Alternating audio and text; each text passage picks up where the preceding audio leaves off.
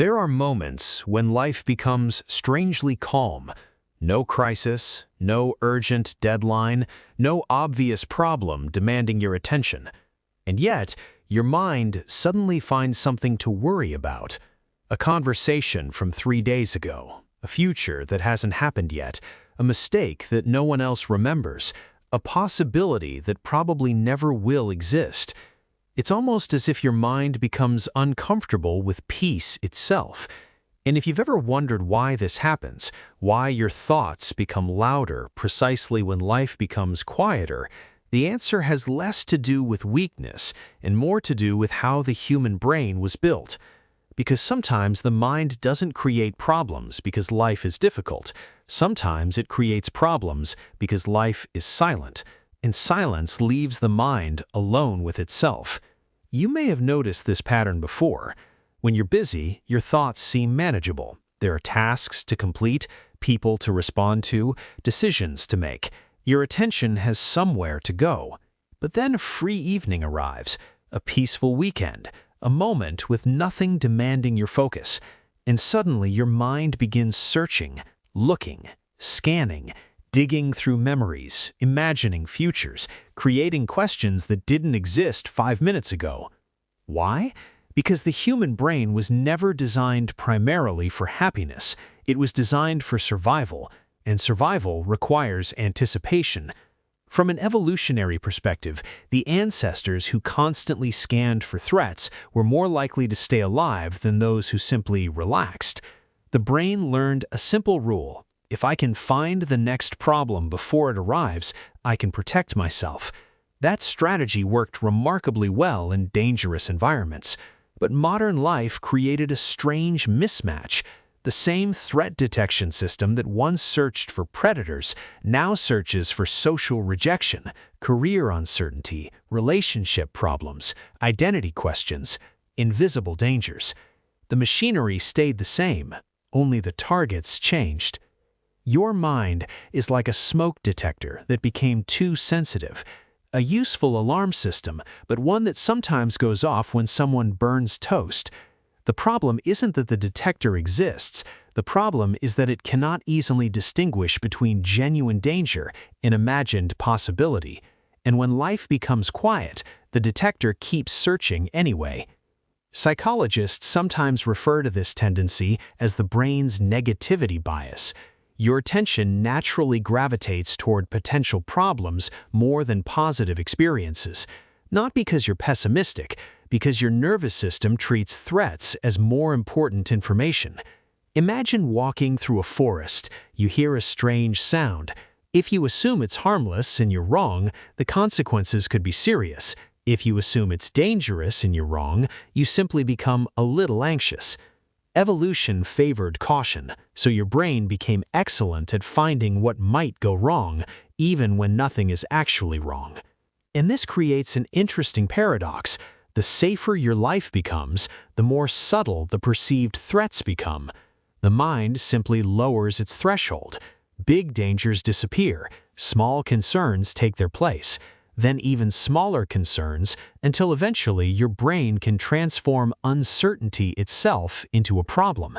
This is why external success doesn't automatically create inner peace, because peace isn't produced by eliminating every problem. The mind can always manufacture another one. There's another psychological mechanism happening underneath all of this. It's called the default mode network. Neuroscientists discovered that when you're not focused on an external task, certain regions of the brain become highly active. Interestingly, the brain doesn't become idle, it becomes introspective. The mind starts reviewing memories, imagining futures, constructing stories, analyzing social situations, evaluating identity. In other words, when life becomes quiet, the brain often turns inward. Think of it like a movie projector. During busy moments, the projector points outward toward the world, but when external stimulation decreases, the projector turns inward and begins projecting thoughts onto the walls of your mind. Some of those thoughts are useful. Reflection helps learning. Planning helps preparation. Self-awareness helps growth. But without direction, the same system can spiral into endless mental loops.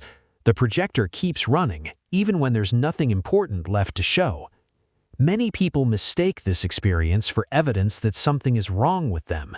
They think, why can't I just relax? Why am I overthinking everything? Why does my mind keep creating problems?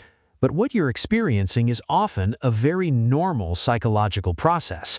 The brain dislikes uncertainty. It dislikes unfinished narratives. It dislikes unanswered questions. And quiet moments provide fertile ground for all three. The mind sees an empty space, then rushes to fill it. Just as eyes search for patterns in clouds, the brain searches for problems in uncertainty, not because you're broken, because prediction is one of its favorite jobs. The challenge is prediction and peace rarely coexist for very long. One wants certainty, the other accepts mystery. So how do you stop your mind from creating unnecessary problems? Not by fighting your thoughts and not by trying to eliminate uncertainty. Instead, by understanding the psychological forces underneath them. Here's a simple framework.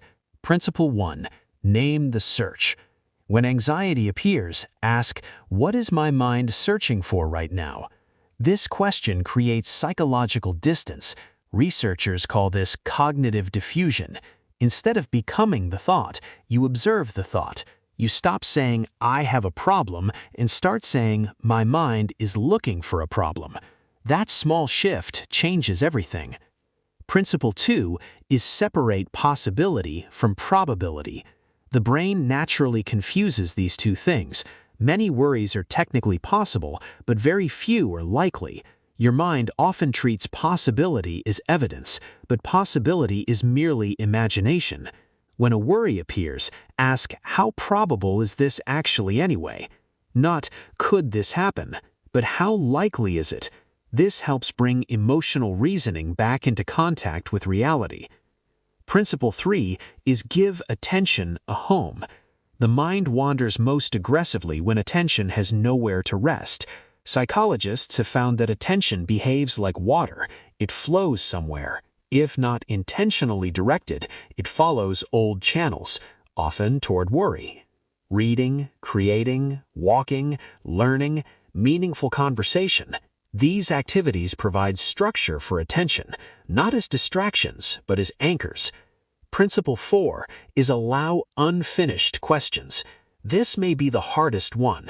The mind desperately wants closure, yet much of life remains unresolved. Some relationships never fully make sense. Some decisions never feel completely certain. Some futures remain unknown. Psychological maturity isn't learning how to eliminate uncertainty, it's learning how to coexist with it without demanding immediate answers. Here's the mental model that ties everything together. Imagine your mind is a security guard. Its job is protection, not peace. Protection. So every time the building becomes quiet, the guard starts walking around, checking doors, inspecting windows, looking for threats. That's what security guards do. The mistake is assuming every inspection means danger exists. Sometimes the guard is simply doing its job. You don't need to fire the guard. You don't need to believe every warning. You simply need to recognize what's happening. The mind is scanning, not necessarily discovering. And that distinction changes how you experience your thoughts. The next time life becomes quiet, notice what happens. Notice how quickly the mind begins searching. Notice how it reaches for concerns, questions, scenarios, problems, not because your life is falling apart, but because the machinery of prediction never completely stops. And maybe there's something strangely comforting about that. Because the goal was never to silence the mind forever. The goal is to understand it, to recognize when your thoughts are signals and when they're simply echoes, to sit in a quiet moment without immediately filling it, to let uncertainty exist without rushing to solve it. And maybe that's what peace actually looks like, not a mind with no questions, but a mind that no longer treats every question as an emergency. Sometimes life is quiet, and sometimes that's all that's happening.